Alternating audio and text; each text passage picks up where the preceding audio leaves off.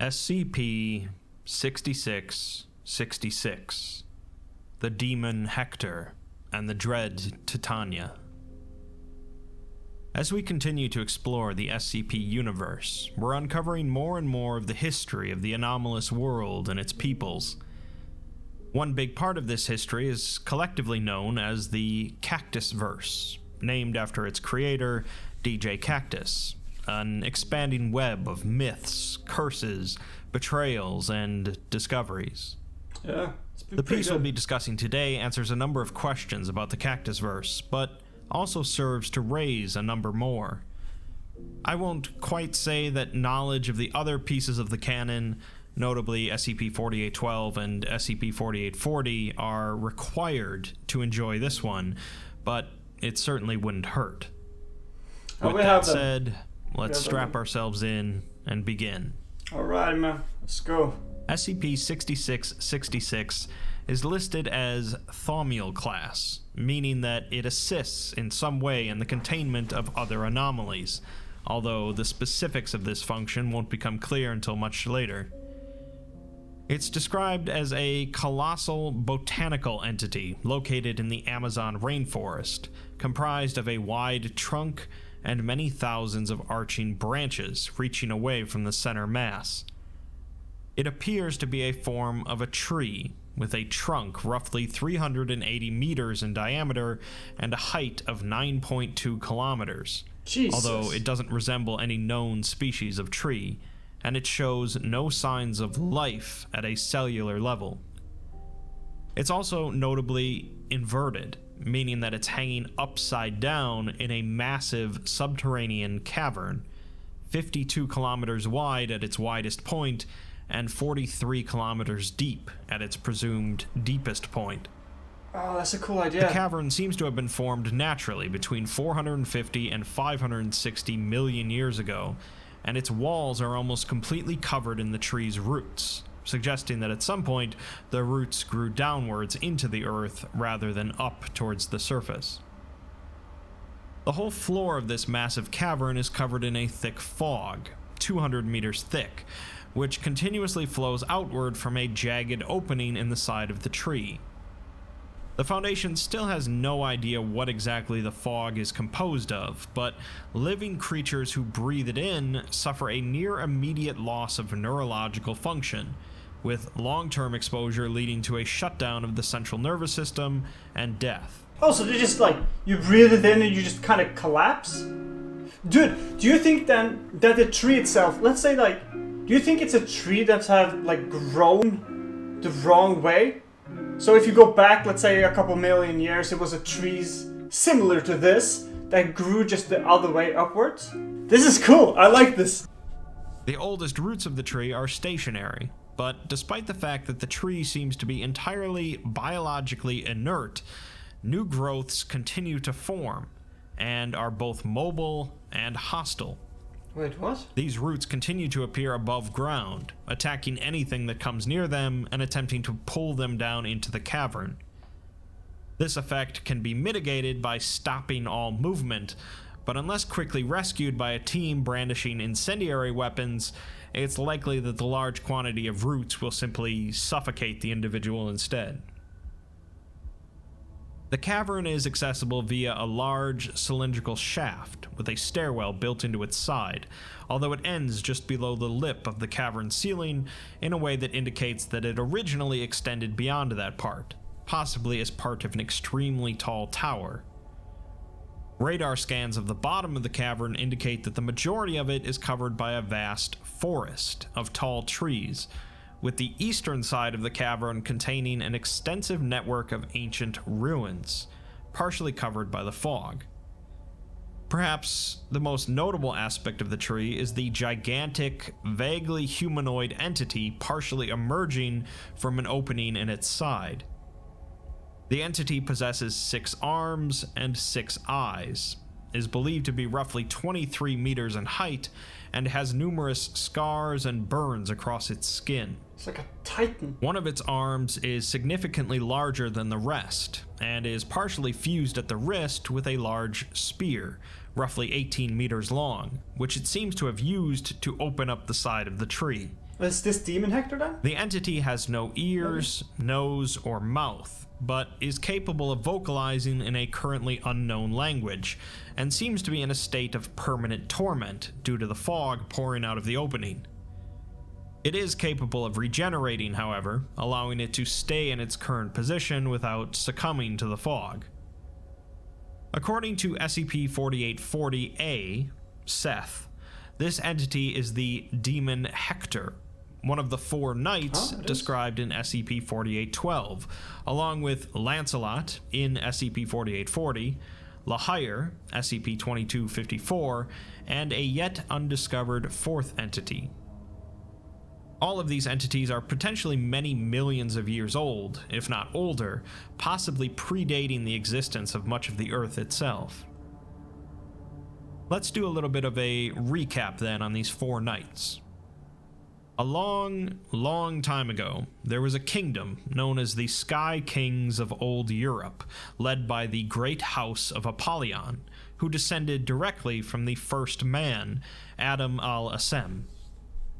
One of these kings eventually decided to spread his rule across the Great Sea, to where the fair folk, or the Fae, lived. I mean, we have already kind of gone through the explanation, but I think we'll just go through it as well. I mean, it's interesting enough. Plus, I think a good recap is good, especially because, like, some of the intricacies and some of the, like, the peculiar individuals in the Cactus verse isn't always that, like, easy to remember, you know? Because there is a lot of characters in these SCPs usually. So it becomes like quite a complex thing, you know? The Fae were busy in a war with the Children of the Night, SCP-1000, also known as Bigfoot, and thus were easily slaughtered by the Sky Kings. A single survivor was taken back across the ocean, a Fae princess, who proceeded to curse the House of Apollyon and the king, praying to an old and nameless god. The king was dragged into the depths by fiery chains, and the king's son ended up throwing the princess in a deep dungeon and tossing away the key. 4 great knights were then appointed to defend the kingdom: Lahire, the fierce, Lancelot, the cunning, Hector, the stalwart, and Ogier, the faithful.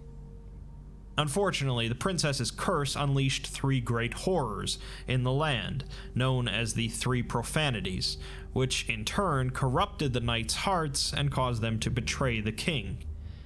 The king then also cursed them, causing their forms to twist and change into something vaguely resembling the gods of the fair folk, and they each went their own way. Lancelot eventually went to the great ancient city of Autopapadopolis with violent intent, but was struck down by a group including Seth, one of the sons of Adam al-Assem. Lahire is contained by the Foundation in Alabama as SCP-2254, while Hector seems to be contained here by the tree, and Ogier is still unlocated. They were each apparently kept hidden from the world for hundreds of thousands of years by the efforts of Seth, but since growing weaker in recent times, they are now all perceptible once again. The discovery of SCP-6666 was instigated through the investigation of another anomaly, SCP-4008, Wormwood. Wormwood describes a species of tree developed by the Davite civilization that is capable of not only rapidly growing and subsequently breaking down, thus collapsing everything around it into the ground, but also produces an anti-memetic effect that causes practically all humans on the planet to lose any memories they possessed of anything within the area encompassed by the tree. This means that when the Davites set off one of these trees, it was capable of essentially erasing entire civilizations from history. The question that the Foundation had then is where exactly the seeds of Wormwood came from, which would prove to be a tricky question to answer, since the source would be a sort of historical black hole. This led them to the Amazon, to a section where they could find no trace of human civilization. It took them decades of mapping out the forest before they eventually found the source, the underground dead tree. Project Paragon was set up to investigate and contain the tree, led by director Shannon Lancaster. We're given a transcript of a meeting between Lancaster and 2 other heads of the project discussing their investigation.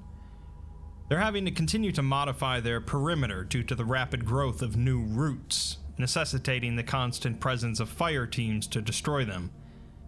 They've started to send in some drones to map out the cavern, concluding so far that everything down there is hundreds of thousands, if not millions of years old, and none of the ruins they've seen are South American in design, nor is it close to anything built by human hands in the last 10,000 years.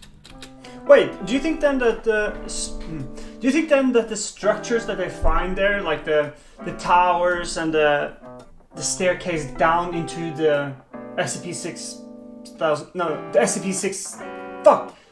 Do you think then that do you think then that a lot of the constructions and the buildings and like the big towers and the entrance down to 6666 are like made from the same people as the Skyfolk? Or not? Or is it something that predates it? We know that Demon Hector is there, right? But I do wonder if the tree then, I would nearly presume, predates the Sky Wars and all that stuff, right? I wonder how far it goes back then. Thousands of years, hundreds of thousands of years. Oh, brilliant. Meanwhile, the forest blanketing the ground floor has so far been impenetrable. Director Malthus, the head of the Department of Antediluvian Research, meaning a time before the biblical flood, asks Lancaster for full access to the SCP-1000 file, asking her if she's familiar with SCP-2932. SCP-2932 is a massive organic structure in Peru that served as a prison system run by SCP-1000, the Children of the Night. After the downfall of their civilization, the prison was left in the hands of a singular entity to serve as the prison warden. Much of the prison has failed, releasing its inhabitants, but it was used to incarcerate at least some of the fair folk, as well as Adam al-Assem at some point, with cells planned for both Cain and Abel. Oh. The entire prison is powered by a massive pulsing organ, said by the warden to be the heart of the goddess Titania, whom the Children of the Night prayed to. She, in turn, tore out her own heart in order to build the prison. Malthus, however, mentions, and admits that it's atypical for a researcher to suggest, that he's read enough Shakespeare to know that Titania is not a god of Bigfoot, but rather the fairies, referencing A Midsummer Night's Dream. They go on to discuss the fog, which is described as a really fine pollen, and if even a speck of it gets on or in you, your entire nervous system starts shutting down in seconds. They're working on the logistics of actually sending in people on the ground, as even the slightest tear in their pressurized suits could be fatal. Malthus also asks to bring in somebody from the Eshu team, meaning somebody that works with SCP-4000, the forest that's home to the last remaining fairies. Malthus says that they need a first-hand account of what they're dealing with here, and if it were up to him, they would have already interviewed a dozen fairies by now. What's more, he also wants to speak with SCP-073, Cain, since Abel isn't very talkative, and Seth, from Autopapadopolis, has been stuck in that city for millions of years. Cain was around at the time, and even better, has a photographic memory. Oh, so they finished the meeting by mentioning that a number of the agents that they have placed on various observation platforms around the tree have been reporting some mild psychological symptoms recently, with a few having trouble sleeping. A member of the Eshu team, Dr. Park, was instructed to ask one of the fairies about Titania's prison and the Children of the Night during one of their annual meetings. Upon mentioning the prison, the fairy becomes visibly nervous and says that they never saw it themselves, but they heard stories of the torment that occurred there. Park asks them about the Children of the Night, causing the fairy to become even more nervous, closing the blinds on a nearby window, and saying that it's not something really spoken of, at least in pleasant company. The children of the night woke up in the forest, just as the fairies did, but while the fairies were in the treetops and could see the stars, the children of the night were down below, in darkness. When asked about Titania, the fairy gasps and pulls out a locket, staring at it briefly. They called her Ea, the sleeper in the stars. She was a god of starlight, and they loved her more than anything, even more than Gaia herself, presumably their goddess of the earth. The entity in charge of the prison was known as Caspin the Dreamweaver, an artist that could tell stories in dreams and bring them to life. The children of the night apparently came for him, and he begged them to let him keep his life and his name, as names are precious to the fairies.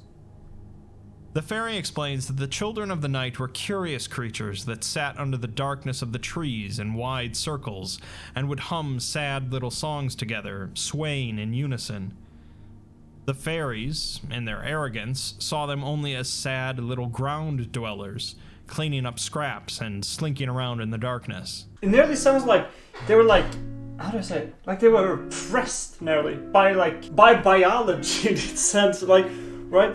Because it nearly sounds like the entire world was just a big ass forest, and with immensely tall trees, and they were like in the treetops and enjoying the riches that brought them, while the children of the night, SCP-1000, were just kind of walking in the shade of the trees, so to speak, in the darkness below. If you've ever read The Existence of Dwarfs and Elven folk from Lord of the Rings, it nearly gives the same type of vibe, in a sense where they sort of just emerge there. Like they just, poof, they're there, right? And it seems like it nearly is the same thing. So I don't think it's like it doesn't sound like it's like an evolution. I mean, it might be, right? That, at some point they realized that they were there, right? And by definition, poof, they were there, so, right? They chose not to notice that their songs caused the plants to bend towards them. They chose not to notice the bodies hanging from the tree branches, and chose not to notice travelers started going missing, and then the fairies themselves. They had ignored the children of the night for so long that by the time they started paying attention to them, they had turned foul. They came to Caspin and took him back down into the darkness, forcing him to teach them terrible things, including how to dream, as they were unable to, at least in the same way that fairies or humans can. Caspin was unable to teach them, however, and the fairy cannot imagine the horrors that Caspin witnessed down there in the dark. Afterwards, they asked Caspin to betray the fairies, and he did so without question. They apparently wanted to make a wish, so Caspin led them to Titania and let them ask it. Dr. Park asks what the wish was, but the answer is expunged from the record, and the fairy is noticeably shaking from the interview, saying that it was unforgivable. Ooh. Don't worry though, we'll find out about that wish later. Oh, cool. Another interview was conducted with SCP-073 by director Sophia Light, with Cain proving to be a very personable interviewee. Light asks him about the Children of the Night, and Cain says that he hasn't heard that name in a long, long time. He apparently never encountered them himself, as they only came to his side of the world once, and he was occupied at the time. They came at the behest of their masters, looking for the individual that had committed a terrible sin, the first sin, Adam al-Assem. Assem was Cain's father, with Lilith as his mother. Cain was the eldest of the siblings, followed by Abel and then Seth. Assem's sin was pulling a star from another existence in the form of a crown at the request of Seth, and the Children of the Night were sent to bring him to justice for it. By the time they arrived, though, the crown had already done its damage to Asem's family, with Cain driven out of Autopapadopolis, Abel killed, and Seth disappeared. Now we also know what the crown is. I don't know if you remember, but they talked about the crown last time and we were like, what's this all about? But it's actually like, it was a star. Or is it a... No, wait, is that a different thing? No, they're talking about the same crown, right? Or am I confusing two crowns here? Might be confusing two crowns. Right, because in the last, what should we call it? The last chapter of the DJ Cactus the universe, we did hear about a crown that was sort of taken from a different world. And is that this crown they're talking about? And if so, that crown's a star. What's the significance of that? It must have some effect. Oof! Exciting. Because I was a little bit confused, because they just took a crown. It was like a golden crown, right? But they didn't say anything more about what it was or what it did. Now we're getting a little bit more insight if it is the same crown, which is quite interesting. Cain says that they were called the Children of the Night to contrast with humanity, who were born under the brilliant sun of Adam al-Asem. They were radiant beings back then, but have been reduced slightly since their separation from it. Light asks him if everyone in Autopapadopolis was a child of the sun, stunning him briefly by the mention of the city's name. He responds that there were others in the city, greater and more terrible than him by far, but none greater than Asem, who kept the city and its secrets safe. After Asem disappeared, the city became more vulnerable, and he understands why they're discussing this now if the city has become exposed. Cain says that the Children of the Night are not like humanity or the fair folk. It's said that when the Children of the Night were first born, they had the curiosity of children, and eventually they found dark gods to pray to satisfy their curiosity. The dark gods demanded sacrifice in exchange for the powers required to fulfill the Children of the Night's desires, and this sacrifice came from the history of mankind, as the Children of the Night would swarm civilizations and pull them into the earth, removing all record of their existence from history. Cain goes on to say that the fairies were responsible for making them, or rather, wishing for them. Oh? The fairies worshipped Titania, a goddess of starlight and wishes, so when Asem plucked a star out of the sky, it was such a blasphemous sin to the fairies that they were forced to respond. They prayed to Titania to create the Children of the Night, either to specifically kill Asem, or to at least protect the fairies from him. I know we've watched SCP-1000. I think that was over a year ago, so I don't remember. I do not remember it. So it's okay, so the fairies created them. Good to know. I mean, it is as they said, oh, to be fair, no man can know everything in the SCP universe, right? Because it's just so much information, but yeah, no, I completely forgotten that. Unfortunately, the Children of the Night are destroyers, and they eventually turned on the fairies before crossing the ocean to attack humanity. As for what happened to them, the SCP-1000 files say that humanity ended up wiping out most of them during an event known as the Day of Flowers, where supposedly every flower bloomed at once. Cain also mentions the Day of Flowers, but says that he was far away from the lands of men at the time, so he can't really say what occurred. Light asks Cain how exactly old he is, but he's long since lost track, and it's impossible to say. He does know, however, that he won't live forever, and he just hopes to correct his family's wrongs before he slips quietly into the darkness. He does say that there might be someone else they could speak to for information, an old sorcerer who served the ancient Davite house of Maladroug named Methuselah. Biblically, Methuselah was said to be the longest living human on Earth, having lived for 969 years. Cain says that Methuselah learned from a dying Deva queen how to prolong his life with blood magic, and he's been poking around history ever since. Cain doesn't know if he was ever welcomed into the House of Apollyon to know their true secrets, but he doesn't doubt that Methuselah would have attempted to hang around them. He says that he has delusions of grandeur, but is certainly capable of some very real magic. Cain doesn't know where he would be by now, as he'd be hundreds of thousands of years old, but he would have been around during the time of the Children of the Night.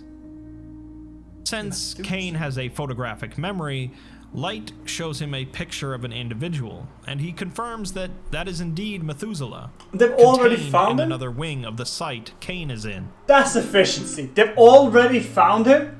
Dude, what?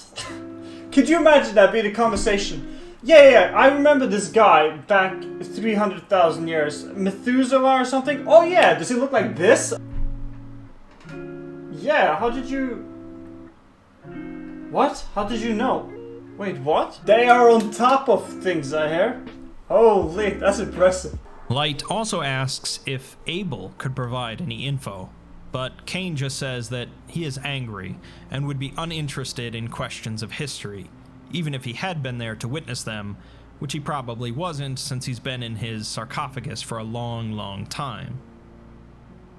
Before the interview ends, Cain says that if they've been to Auto Papadopoulos, they might have found a man there, his little brother, Seth. Unfortunately, due to protocol, Light is unable to even tell him that Seth is alive, and Cain just says that he understands, but he would have quite liked to have apologized to him. Oh. Moving on. One of the principal sources of information that the Foundation uncovered about the 3 profanities in the Sky Kings was known as the Connington Set, a collection of artifacts and journals written by an explorer, Sir Winston J. Connington. One excerpt taken from his journal discusses an ancient parable written by an individual known as Gom of Nod, which Connington believed describes events that took place near the end of the Sky King's rule. Some of the text has been damaged, but I'll otherwise read the parable verbatim. The words of Gom, son of Nod. Speak do I thus of these tales from the old world. Once there was a warrior, fair and strong, with eyes of green and auburn hair. His laughter was like rolling waves, and his rage was like a thunderclap. He was loved far and wide, and those who beheld him marveled at his craftsmanship, saying, "Surely this is the one descended first from Assem, who lived in ages past."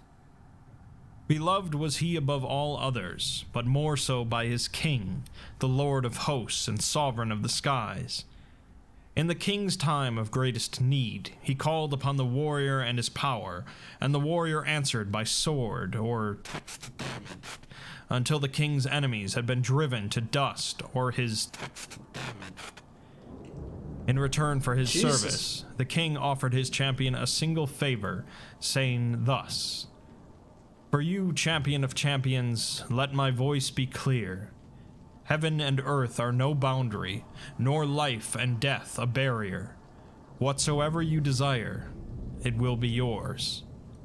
And saith the warrior, "Lord of hosts, beloved among sovereigns, I beg only your service, that I may serve you from this day until the last days of men, and that I may give you my heart, without reservation, to keep in your presence until the sun goes out." Saith the king, "So it shall be forevermore. You will serve me, most loyal and noble of knights. Your spear shall be my spear, and your voice shall be my voice. Your heart will be mine forever, and when your service has ended, you will rest at my side in the halls of my fathers." Then did that great warrior serve his king, through... Jesus Christ, man. It came then that the king, old though he had grown, set his sights for a final conquest across the sea. After... I get it, dude. It's like expunged, but holy, it's like, bleh, I don't like the sound at all. Jesus. It sounds nearly like that final battle that the Sky King did. I don't know if that's what they're talking about, because I got kind of wrapped up into their like medieval ways of speaking that is a little bit like, wait, what does that mean? Wait, I don't understand. Wait, what? What is that? Huh? So, you know, apologies for that, but it is what it is. Alright, it's a couple days later. Let's keep going. Did a sickness sweep over those knights of the king, and a profanity was put into them. Driven by madness and agony, one by one they cried out to dark and fell gods for comfort from their tribulation, and one by one they succumbed to the evil put in them. All that is but the great champion. He had given his heart to his king, and though his king now slept in the darkest mire of the sea, his loyalty did not waver. He came before the king's son, misshapen and altered, and cried out to him, saying, my lord, save me, please. Take pity on my condition, in remembrance of the service I have given freely to your father and your house these many years. Free me from this wickedness, that I might serve you again. And did say the king's last son, Knight, loyally have you served my house, but this abomination you have become diminishes the noble halls of my father. While this sickness possesses you, you may not reside here in this sacred place, nor may you call yourself a warrior of my house. Turn from the evil god of our foe, and find the dark root from which this terror flowers. Cut it down, see its fell shepherds driven before you, and succumb not to these vile alterations. Do this, and the halls of my house will open to you again. If loyalty to my father you have left in your wretched heart, then waste no time. Go and seek your salvation in the black forests beyond the sea, where mine father did seal our doom. For no such salvation remains for us but to excise this dread Titania from its soil. Do this, and regain your honor. Cursing and lamenting this tragedy, the warrior fled from those high halls like a writhing beast, a hurricane of torment and terror, and the people of his lord's kingdom wept and gnashed their teeth when they saw what had become of him who once stood by their king's side. The warrior passed then from sight and mind, and his name was never again uttered in that ancient land. When the king's son was broken by the tool of his enemy and fell into darkness, his crown lost, he cursed his foe and the knights of his father, but saved his vilest rebuke for that great champion of his house, and the darkness he had... To summarize then, the text clearly is referring to Hector, who seemed to have been the most loyal of the four great knights. Despite the corruption of the Fae, Hector remained loyal to the Sky Kings, specifically Saurus VIII, who had been swallowed by the ocean due to a prayer from the fairy princess. His son was not especially welcoming of Hector's transfiguration, however, and sent him on a quest to redeem himself, a quest to find the dark root in the Black Forest across the sea, cut it down, and destroy its fell shepherds. Hector was never seen again, but it seems that he did indeed make it to the tree, where he's still located. Let's set aside the myths and parables for the moment and have a closer look at the tree and surrounding cavern. So it is a bit sad to see Hector then, like, stuck in this place that he was supposed to, like, get rid of the evil. Also, I'm sorry if you hear some screaming in the background. It's the World Cup today, and I have like 7 French neighbors, and France is playing in the cup final. So it's gonna be a little bit screaming on this one, probably in the background. If it is, I do apologize, but I can't do anything about it. Thanks to a drone reconnaissance. The drone that performed the exploration was actually 2 drones. One larger one, codenamed Hero, capable of operating autonomously when outside of its control range, thanks to a basic artificial intelligence, and a smaller one, attached to Hero, codenamed Champion, for areas where Hero could not access. Hero begins its flight by approaching SCP-6666, with the distant sounds of Hector thrashing and roaring heard in the background. Eventually, Hector comes into view, trapped halfway into the tree as he continually tries to free himself. Thick clouds of green smoke pour out of the opening in the tree, burning and blistering Hector's skin. Hero flies away from the tree and Hector and descends toward the ground level of the cavern, flying eastwards. Before long, the drone flies out of direct control range and the AI takes over flight. Hero reaches the northern wall of the cavern, showing off the large, snaking tree roots that cover it. The rotors of the drone blow away some of the green fog, revealing some ruined stone structures. The layout of the rubble and debris indicate that at some point in the past, the entire building fell a considerable distance and came to rest here. More ruins come into view, an unusual mix of buildings, monuments, equipment, and other items. The ruins of a large stone religious structure are seen, along with long wooden row houses with thatched roofs, and strange, fleshy membranes stretched tightly over the large arched supports that appear to be bones. The ground of the area is littered with tools, cookware, carts, weapons, and papers. Continuing to descend on the rocky slope, the drone sees more broken and collapsed houses, along with a crude storehouse and collapsed grain mill. As the green haze continues to clear, it becomes clear that this entire section of the cavern is covered with tens of thousands of buildings, as far as the eye can see, with many of them intertwined with the roots of the tree. Actually, a city. This is causing them to be slowly pulled into the earth itself. As Hero passes over the ruins, an alarm indicating a life form is set off as it flies over a crumbled house. The smaller drone, Champion, is sent into the house to further investigate. Champion ends up finding the severely emaciated body of a small humanoid figure, curled into the fetal position. The figure shows no signs of life, of course, so Champion leaves the home and investigates several other nearby buildings. In one, which appears to have at one point held draft animals, Champion finds the emaciated corpses of several horses, many of which are covered in large puncture wounds, their faces twisted in a look of fear or panic. That probably means that whatever happened to this, like, underground city or civilization, it happened quickly, like a flash.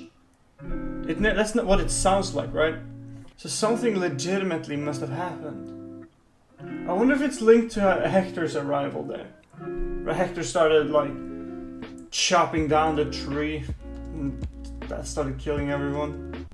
At the back of this structure is the body of a single dog, its nails and paws worn down nearly to the bone, as desperate marks are seen in the wooden door at the rear of the building. Champion returns to Hero, which turns away from the ruins and flies westward, until it eventually reaches a sharp line where the ruins abruptly end. The rocky slope that the buildings were on continues down towards the bottom of the cavern, but no further structures are seen. The lifeform alarm goes off again, and Hero spots a larger humanoid figure sprawled out on the rocks below, similarly emaciated. It seems to have been crawling up the slope when it died, and as Hero approaches for a closer look, more lifeform alarms go off. The camera pans to show dozens of other similar figures, all of which seem to have died while crawling up. Hero continues to fly over the area, and the extent of the bodies soon becomes clear.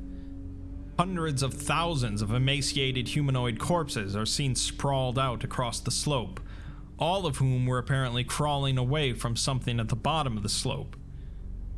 The corpses range from children to adults, masculine and feminine, as well as some other animals and indistinct life forms with both humanoid and animal characteristics.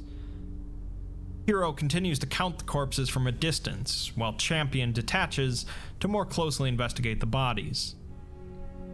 Each of the corpses is covered in a fine layer of pale green residue, and they all show signs of shock and panic, many of them laying in the fetal position with their hands covering their faces. Which kind of confirms what I was suspecting, because it must have been like it must have been fast. Whatever happened, it must have been quick, overwhelming, fast, and, you know, very, very, well, very deadly.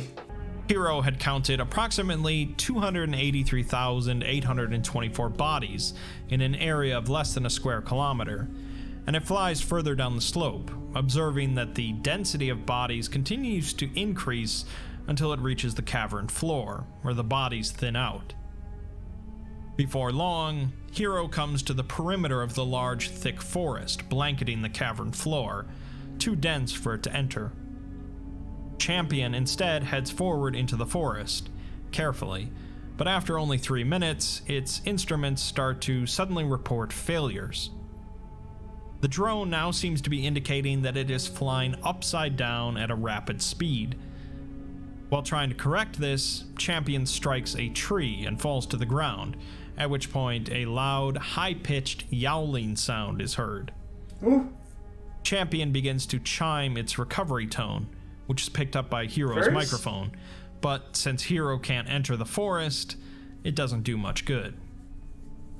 5 minutes later, the chime begins to grow increasingly faint, as if Champion was moving away from Hero, but the drone's onboard sensors report no movement whatsoever.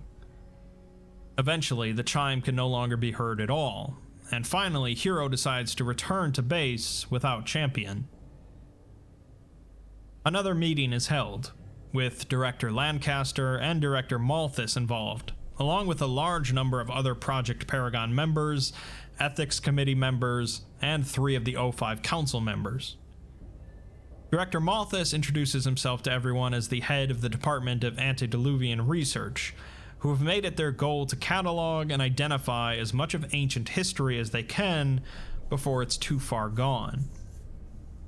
He says that while modern human history has been ongoing for just the last 300,000 years, the true story of humanity extends for many, many hundreds of thousands of years before that, if not further. All that occurred 300,000 years ago was a great migration from Africa and the Fertile Crescent, where our ancestors had settled after the Great Flood. Malthus says that the Great Flood was a worldwide anomalous natural disaster that likely occurred sometime between 400,000 and 500,000 years ago, which devastated any existing societies at the time. The event also caused the loss of most of the evidence of the places, events, and people that the Department of Antediluvian Research studies. Ooh. Their research, of course, goes back much further than this flood, back to the beginning of the world itself, including the flying city of Autopapadopolis. The Autopapadopolis that the Foundation knows is just a broken fragment of the first city, where a proto-human known as a Sem ruled, and mankind got its start. The question remains of what happened before the founding of Autopapadopolis, and Malthus admits that they just don't know. Whatever existed before humanity didn't leave a written record, but other beings did exist back then. Malthus then turns the discussion towards gods, which are very real and are powerful. There are, of course, a number of entities of great power that would be considered god-like by most people, but they're referring to more fundamental entities. They know of a couple gods that resided in Autopapadopolis, thanks to information gleaned from Seth. One was Cain, the broken god, and another was Yaldabaoth, the god of flesh. The fairies, who predated humanity by millions of years, also had a number of gods they worshipped, the principal one among them being Ea, or Titania. According to ancient legends, Ea walked over the canopies of the fairies' forests, granting their wishes and singing to them. Most depictions of Ea are of an entity much like a fairy, while others depict her as a star, or as a beam of moonlight, or even as a sort of mother tree. As a side note, we now know who the entity made of stars is, as depicted in one of the murals in Autopapadopolis. Oh, we do? Malthus and his team believes that the dead tree hanging in the cavern is, or at least was, Titania, and samples taken from the heart in the prison share undeniable similarities with the tree. Oh. The only way they'd really know for sure is to bring one of the fairies from SCP-4000 to confirm it, but they're reasonably sure regardless. That means that Titania is dead, but they're not sure what caused her death, as the removal of her heart seems to have been performed after the tree was already dead. Malthus has some speculation as to why there are new growths if the tree is dead, but leaves it by saying that since the tree is the corpse of a god, they can't apply normal logic to what it's capable of. The meeting goes on to discussing the entity currently stuck in the tree, Hector. According to the old texts, each of the 4 knights had been afflicted by a different curse placed on them by the fairy princess. Lust for Lahire, Wrath for Lancelot, Despair for Ogier, and Agony for Hector. Project Paragon was founded in order to mitigate the effects of these 4 knights, who are re-emerging into the world, as well as the 3 profanities themselves, described in SCP-4812.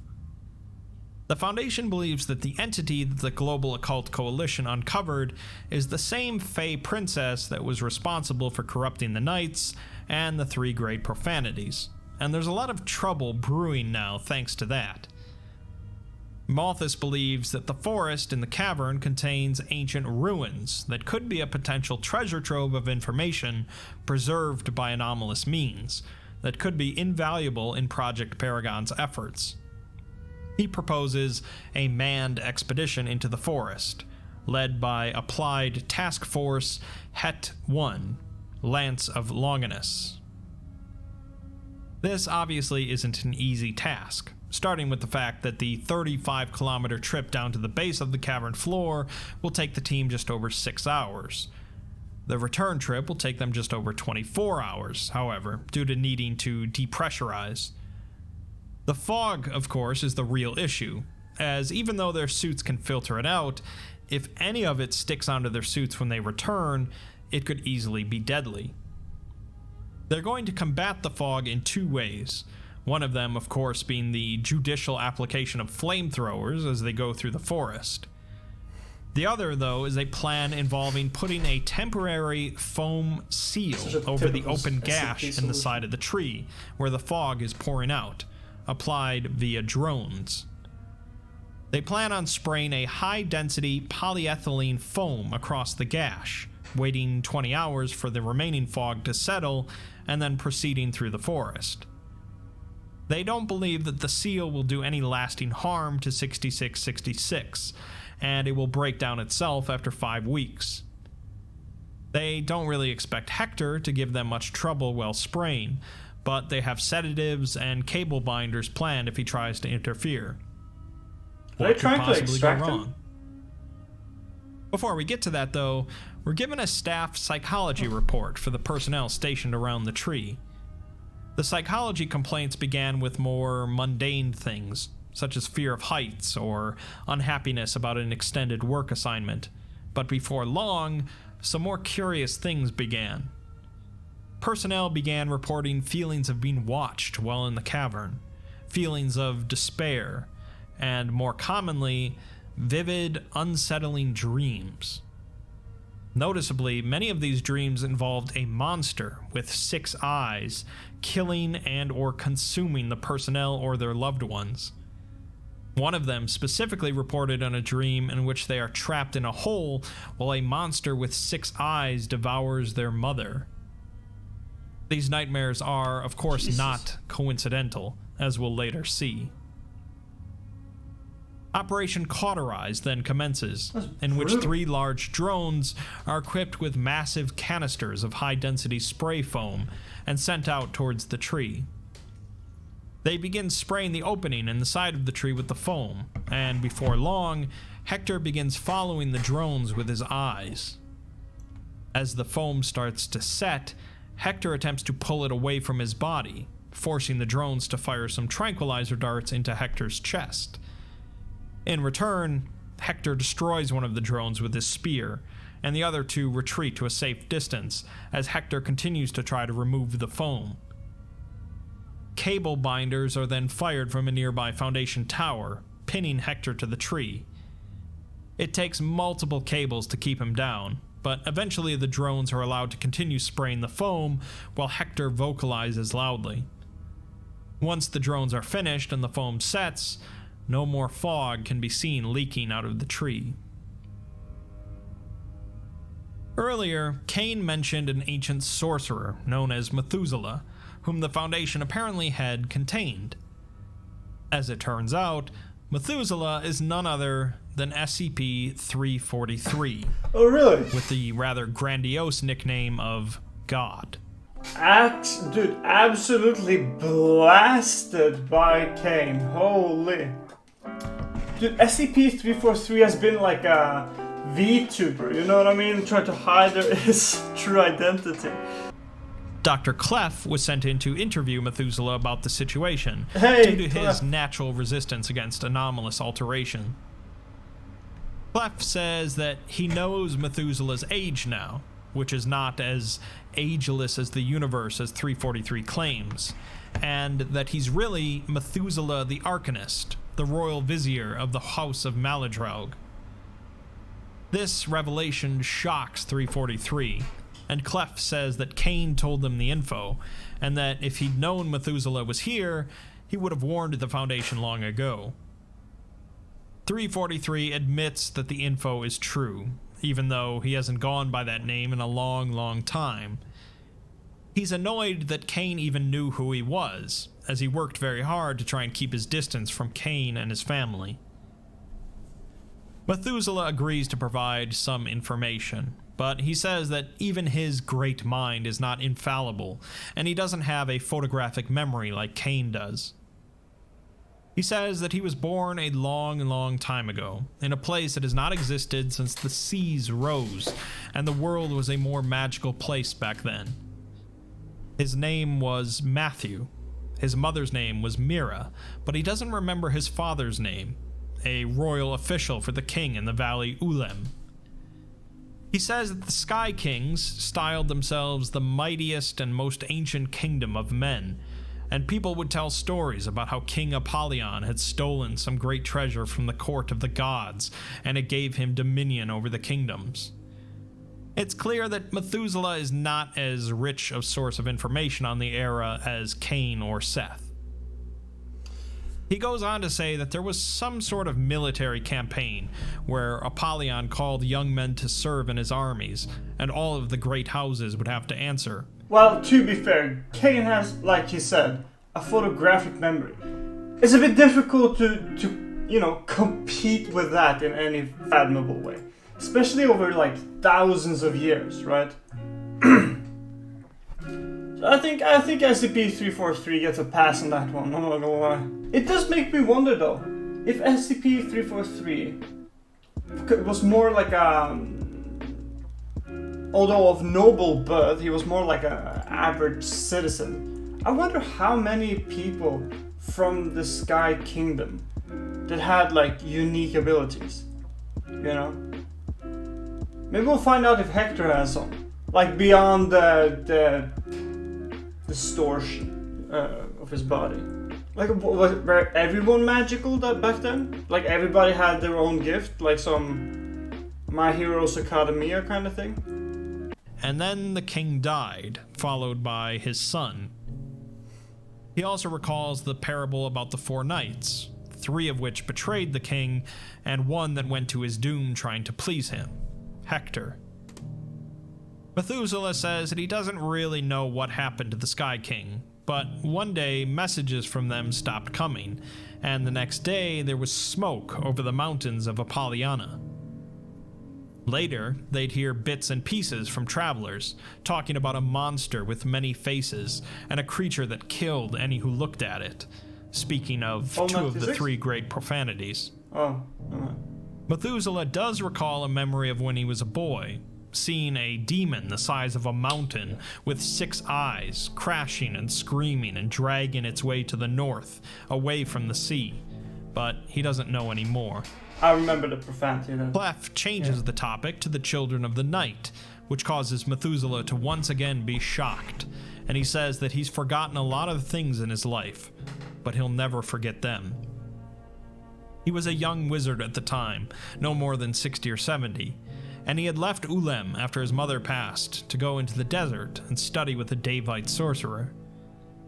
He knew about the fairies at the time, as people told stories, but most people had never seen one since they lived across the sea. It was said that if you went across the sea, you'd find a white city where you could trade with fairies on starry nights. The stories also spoke of the Children of the Night, who lived with the fairies in the woods, and they were said to be monsters, used as bedtime stories to scare children at night. Methuselah remembers the first time he laid eyes on them, from the distance on a summer night. They were massive things, taller than any man and covered in matted hair. He says that they were like someone described a man to you, but they had never seen a man themselves. Their eyes glowed in the dark, and they just stood there in a row. Methuselah and the others with him tried to approach and communicate, but they just stared and made a horrible noise like a child giggling, or sang eerie songs in high-pitched voices.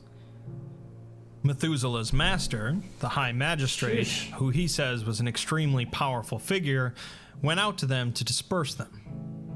Instead, his magic didn't seem to affect them at all, and they simply laughed and pulled apart his body. Methuselah and the others tried to flee, but they were faster and stronger than any man, not bothered by magic or weapons, although they did seem to dislike fire. They're gruesome. I didn't know. I thought SCP-1000 was a little bit like a fluffy kind of toy. You know what I mean? Like a teddy bear kind of. Yeah, it's a human. Yeah, they're like 3 meters tall, but they're fluffy. They're cute. They don't bother. It's like a Yeti, dude. Don't worry about it. But these are like creatures from hell, dude.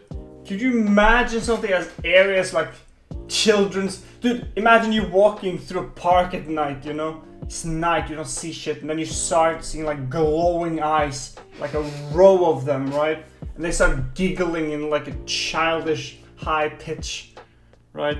While all staring at, nah, dude, nah, no thank you, I think. No thank you. That's grim. Holy.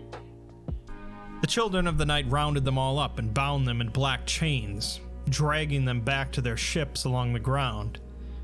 Methuselah only survived by laying on top of an old farmer, who ended up being grinded against the earth and killed. There ended up being so many captives on the children's ships that there wasn't even room to lay down, but after a week or so, enough had died that the others could sit on top of them. They didn't seem to know what to feed their captives, giving them raw meat and seawater, which Methuselah was at least able to make potable. After a month, they arrived across the sea and were taken into the dark forest. All Methuselah remembers is how dark it was, and how you could always feel their hair brushing up against you, like they were right on top of you, watching. They hung up their chains in the trees, and would come by and pull a person off of their manacles, like picking an apple, and then they would just play with them, violently. They'd poke a man so hard their fingers would go straight through, or squeeze until their eyes would pop out. He recalls seeing a pregnant woman get pulled in half as if they were opening a bag of chips, with the Children of the Night only giggling as they did so while playing in the blood. Jesus, man. He goes on to say that the children never slept, ever, and you could try to sleep, but they'd watch you the entire time. If you did manage to fall asleep, it was worse, because they could somehow enter your dreams, and there they had no limitations. After a while, Methuselah and other survivors decided that that's how they communicated to one another, in nightmares. The captives needed to be there in order to dream, so that the children could communicate with each other. Their whole history was also etched into those dreams, and Methuselah had a repeating dream of seeing a fairy surrounded by other smaller fairies, with an infinite line of children of the night in the background watching her. He says that the children always felt so miserable and sad, and they never felt like there was any hatred on their part, just that they didn't think the same way as others. Clef asks him how he escaped, but Methuselah says that no one ever escaped unless you were dead, at which point they'd take your body to their god and throw you in a pit. Wait, He says that when you went into the pit, you became part of the nightmare, and sometimes they would see twisted mockeries of their friends' faces when they dreamt. Wait, how is he alive then? Wait, if you don't leave them, wait, how can he be here? Well, this is going to tell you, this is going to show a lot of the nature of SCP-343, I think. There were fairies captured with him, but he says they were broken in some way that he can't describe. A number of the captured humans spent their time making plans and schemes on how to escape, but the fairies there were just broken. He supposes that he did escape, though, thanks to another old sorcerer named Noah. Oh. He always said that he had a plan to get them out of there, and then one day he disappeared. They thought that he had been taken off somewhere else by the children, but then one day the sun peeked through the treetops, and all of the flowers around them bloomed at the same time. It then began raining for days, weeks, and months. By the time they found Noah, his body was a smoking husk covered in arcane symbols. It continued to rain, and the valleys started to fill up. He recalls seeing one of the children die for the first time, as one of them slipped down into a hole that was filling with water, and rather than trying to climb out, it stood there as the waters rised, and the others stood around and watched. Near the end, as the forest themselves started to flood, the children from all over the forest began rounding up all of their captives, which Methuselah guesses to be in the millions, and dragged them deeper into the woods where their god was. Methuselah and some others managed to slip away during this time, along with some fairies who still had their wits about them. They ran for some mountains to the south, and once they got above the tree line, they could see that the forest stretched into the horizon. They also saw their god, a monstrous, festering tree with red lights around its base and people hanging from its branches. The fairies that looked at it began weeping and fled back into the forest, and he says that you could hear it screaming and moaning as well. They kept on running, and they lived on the mountain for 100 years while the world was underwater. When the waters receded, the children of the night were gone. The fairies had gone back to the old forest, and the rest of them went on with their lives. Methuselah tells Clef that it has long been his hope and belief that all of the children of the night drowned during the flood. But if Clef has any reason to believe that that isn't the case, he needs to know, so that he can go away from this place. So maybe, which means then that the reason that SCP-343 is hiding is most likely due to SCP-1000. And if it's true that the Children of the Night do keep records in terms of nightmares and that they sort of imprint on people, then I would suspect that SCP-343 has some valuable information locked within his head, about the Children of the Night. So they would probably be very interested. It's also interesting that the flood itself was what killed them, because they didn't know what to do. I suppose if you spend your entire life in a forest and then you see water, you're kind of like, But I thought that they described earlier that they had boats and they traveled across the seas to the dark forest with their captives, right? Isn't it a bit strange then that they can't swim? Or maybe it's like One Piece type of deal, right? Where Mother Nature, water being Mother Nature, prohibits them as their anti-nature in a sense. He says that he can't do it again. He can't go back into the dark. Clef says that they don't have any reason to believe that the children are still around, which is, of course, a lie, and Methuselah can tell that he's lying. He tells Clef to not seek them out, and to flee if he ever encounters them. Their civilization relies on our terror, and they must remain buried. For those familiar with the SCP-1000 file, this paints a pretty different picture of the Bigfoot, especially their downfall. Rather than being wiped out by humanity with advanced tech, they were wiped out by a great flood sent by a sorcerer named Noah. The Bigfoot themselves were also not technologically inclined whatsoever, instead being monstrous aberrations that feed on our terror and communicate through our nightmares. Their entire forest and their god, Titania, sunk into the earth after the flood. So the question remains on what exactly remains down in that forest. With no further ado then, let's take a look at the exploration log of the team heading into the forest. Ooh. All members of the team, both the Applied Task Force and the researchers, are equipped with Class C polyshell positively pressured insertion suits with filtered respirators. The team enters the pitch black forest, and they begin discussing what they might find down here, since so much has been pulled down by either the tree itself or the wormwood plants.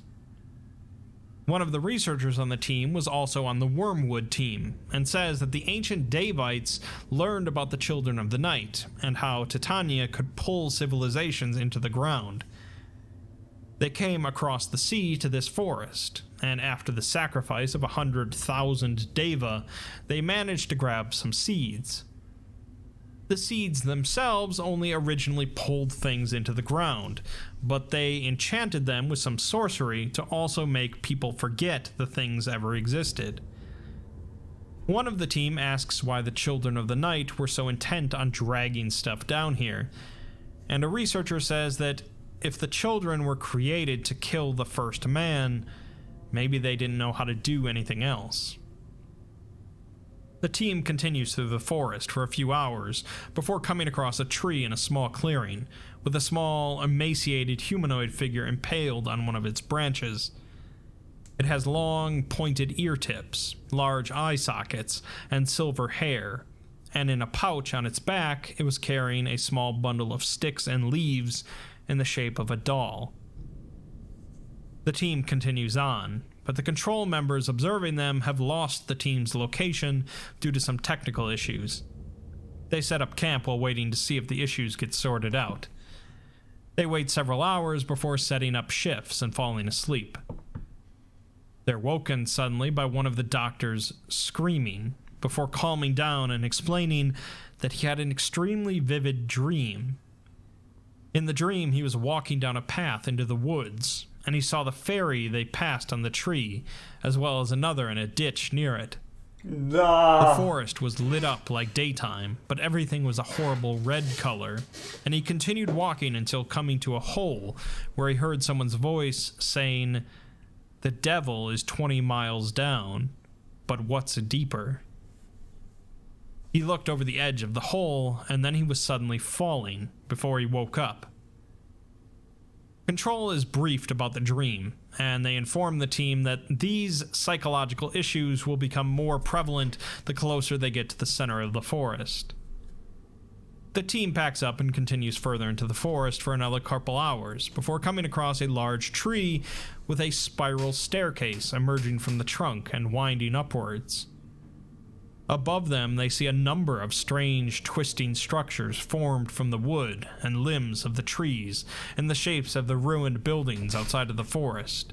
If you're having bad dreams, my dude, in the middle of the forest, where they from? I guess maybe the people who are exploring aren't aware of it, which would actually make a lot of sense. Plus, them not being aware of it, too, is probably beneficial. Because I'll be honest, if somebody is like, yeah, you're gonna go down here, by the way, SCP-1000 lives there. I'm not going, dude. Oh, but you'll be terminated. Terminate me, motherfucker. That's better than like reliving nightmares and being used as like a torture toy for children. Nah, I bet they don't know. I bet they don't know, the explorers. They have no idea what they're doing. The team then becomes aware of a sound in the distance, akin to wind, and they move through the increasingly dense forest to try and track it down. They lose contact with control as they enter into a clearing, domed by large trees pulled in towards each other. Hanging from these trees are thousands of humanoid corpses, some humans, some fairies, all of which are shackled by thick black chains. The clearing slopes downward, and at the bottom is a large, featureless stone slab. The doctor who had the dream recognizes the clearing, but says that there was a hole here instead of that slab. They suspect that the ruins they were looking for are underneath this slab, and they wonder at first how to get under it, since it likely weighs thousands of tons, but they then spot a broken corner of it with an opening. The opening extends downwards for a short bit before landing on stone, so the team sets up a ladder and splits up, with half of the team remaining above ground. The sound of moving air is clearly coming from down below, and they enter into a square chamber with wooden boxes bound in chains to the walls. There's also a single door that leads into a long hallway containing more wooden boxes, as well as various humanoid and animal bones. They also spot a large mural carved into the rock, depicting many hundreds of dark figures standing beneath a large tree with a red artifact in its center. They continue through, passing sealed passageways overgrown with roots, as well as more murals depicting various scenes of humanoid figures being bound in chains, dropped into pits full of bodies, or set on fire. Jesus Christ. The same tree and red artifact is present in nearly every mural. They eventually come to a large stone door with another mural on it, depicting a mass of dark figures with yellow eyes huddled around the base of a large, curled, vaguely feminine figure with many arms wrapped around them as dark clouds gather overhead. They open the door and enter into a circular room containing two staircases, one ascending and one descending. The one ascending has been blocked off completely by rubble, so they head down further, where they enter into an enormous chamber stretching as far as the eye can see in every direction, with a low ceiling. In a circle around the entrance, and then in concentric circles around that, are large, unmoving humanoid figures, covered entirely in hair, curled in the fetal position. They are each covered in the toxic fog from the tree, and they are all breathing slowly and in unison. Back in the clearing, the rest of the team hears movement in the nearby trees, before hearing a sound akin to a child's laughter, but stretched unnaturally and echoing as if from very far away. Oh no. They then hear it again, but from behind them, and then they spot a large object moving quickly through the trees before the laughter suddenly stops. It's replaced by a long, high-pitched whine coming from somewhere above them that lasts for 15 seconds. The ground beneath them starts shaking, the arched trees overhead begin to rustle, and then the trees pull back from one another, opening up the dome. They re-establish communications with Control, who tells them that there is another entity at their position that they can't identify. The high-pitched whining sound cuts off the conversation, the cavern shakes again, and then the entire cavern is bathed in a vibrant red light, emanating from the base of SCP-6666. Meanwhile, underneath the clearing, the team recovers from the ground shaking before noticing that the sound of moving air has now stopped. They then see that all of the hunched figures around them are now staring at the doorway with glowing yellow eyes. There's a loud snapping sound as one of the figures begins moving its arms and starts to stand, and then all of the other figures begin moving as well, The team immediately flees back up the stairwell and makes it to the ladder. As they're climbing, a powerful gust of air comes rushing from behind them, blowing a large amount of toxic fog with it, and one of the doctors gets blown off the ladder and out onto the clearing, cracking his faceplate. Within seconds, his body seizes and then goes limp, and the rest of the team leaves him behind as they continue to run. Chattering laughter can be heard all around them as they sprint through the forest back the way they came, and two of the team members open up their flamethrowers on the nearby trees. One of the team gets pulled backwards suddenly into the darkness, and his screams are suddenly cut off, followed by a wet, tearing sound. A dark mass is then seen flying towards the rest of the team, which turns out to be the upper torso of the team member, as if he was ripped in half. One of the team shoots him to put him out of his misery before continuing on. The rest of the team eventually does make it out without losing anyone else.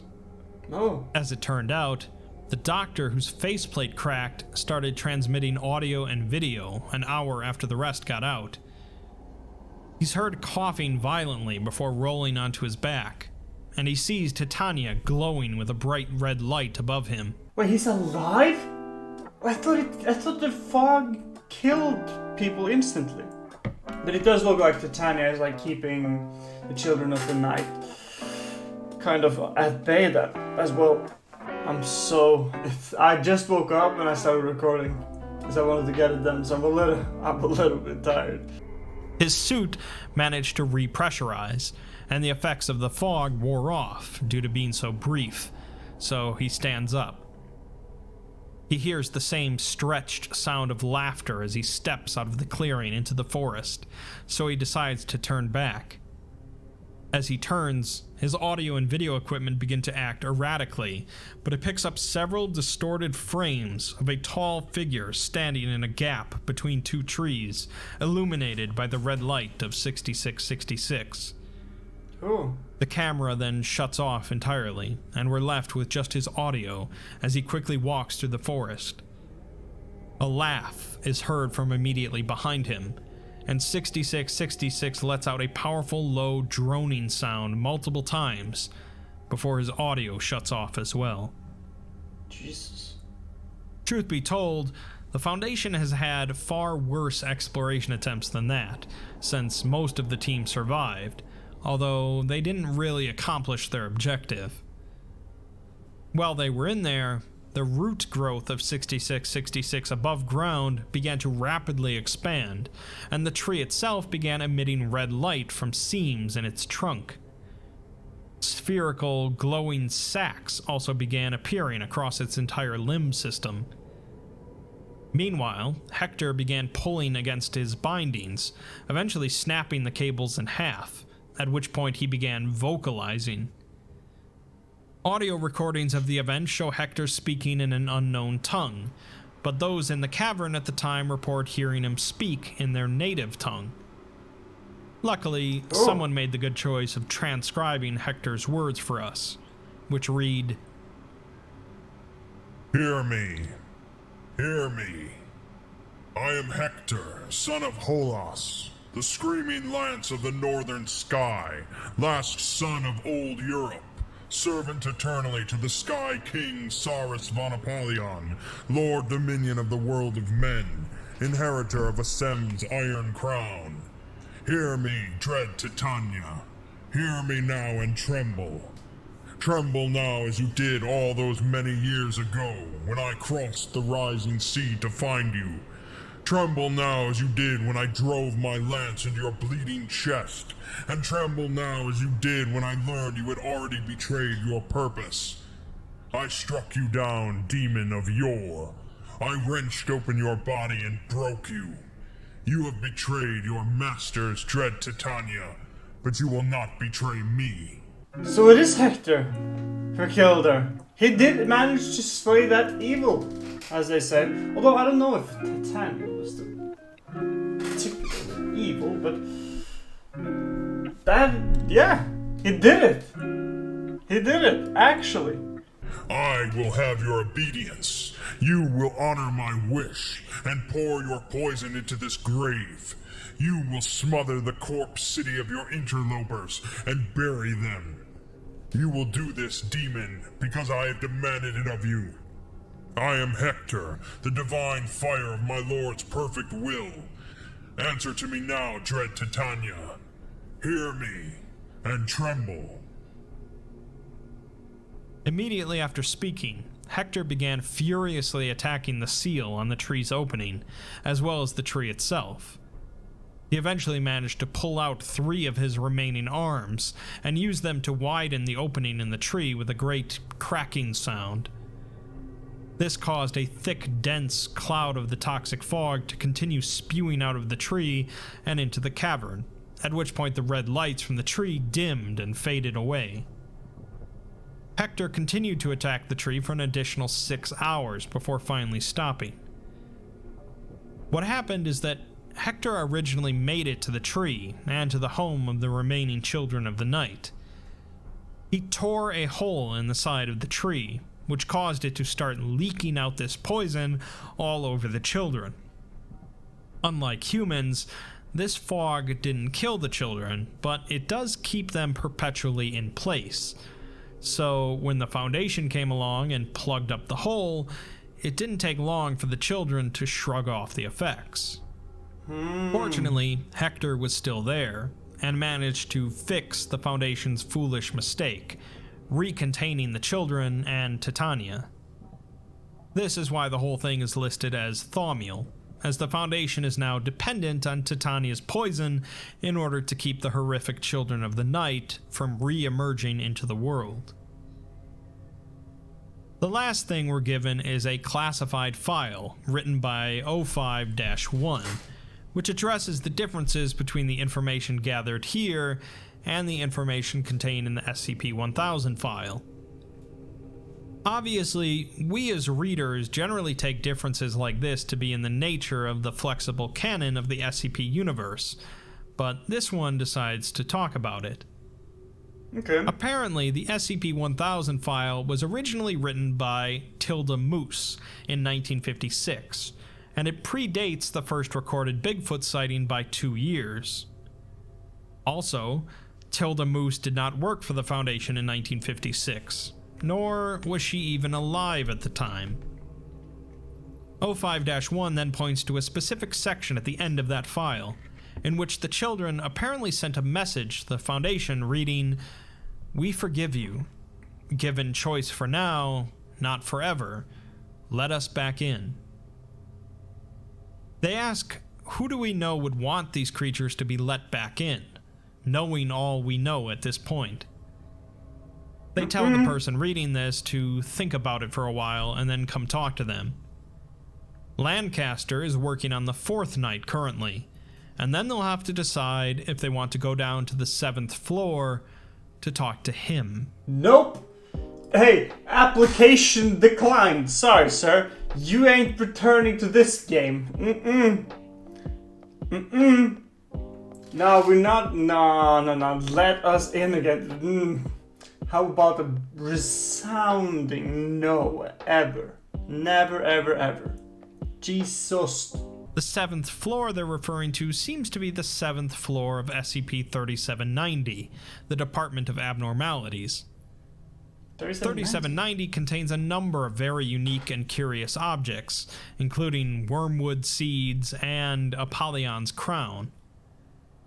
The 7th floor is listed as inaccessible, but the O5s apparently can go down there if they choose, to visit an individual. I'm not saying it's Adam LSM, but it could be. That just leaves us with the expunged text from the interview that Dr. Park did with the fairy in SCP-4000. When asked about the wish that the Children of the Night made to Titania, the fairy explains that when the first man, Asem, committed the first sin, there was outrage from the fairies, but since Asem was too powerful, they couldn't stand against him.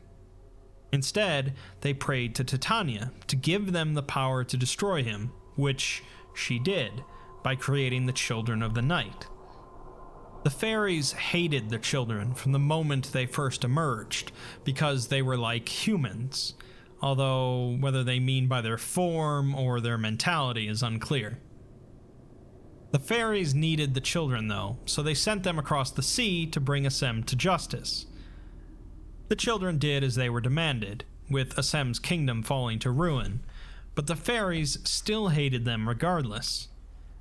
When they returned, rather than throwing them feasts and celebrations, the fairies put them deep into the dark of the forest, away from the stars, reserved only for the fairies. They were merely children in mind, and they were left out of sight and out of mind for 100 million years, and in their isolation, they turned cruel. The children of the night eventually prayed to Titania and wished to not be alone anymore, and Titania provided by pulling out her own heart and giving it to them. She knew about the fairies' apathy and neglect, and so in giving the children her heart, she became their goddess instead of the fairies, a shame they still bear. Oh. The article ends with a picture that one of the doctors grabbed from the temple before fleeing, a picture showing a tall fairy woman surrounded by smaller fairies, with the children of the night looming in the background. Fascinating. So, let's do a big recap then, since this was such a lengthy piece. This is, yeah. The sure. fairies had been on this planet for an unknown amount of time before the first humans came along, led by Adam al-Assem, the first and greatest among them. He committed a terrible blasphemy, according to the fairies, by plucking a star out of the sky and forging it into a crown. Since the stars are sacred to the fairies, they prayed to their goddess of stars, Titania, for the power to make Assem pay for his sin. Titania answered by creating the Children of the Night, large, hairy, humanoid figures that communicate through dreams. The Children of the Night were sent across the sea to destroy Assem, aided by the fact that they don't seem to be affected by magic or physical harm, and they succeeded, bringing an end to Assem's kingdom. Afterwards, since they disgusted the fairies so much, they were cast into the depths of the fairies' forests, while the fairies stayed in the treetops so as to gaze at the stars. The Children of the Night grew stranger and more cruel in the darkness, even if they're not entirely aware of their own cruelty. So they weren't originally as cruel as we see them, where they're like laughing while they're tearing apart people and, you know, doing all kinds of extreme abortions on pregnant women. But it seems like they became that way through neglect.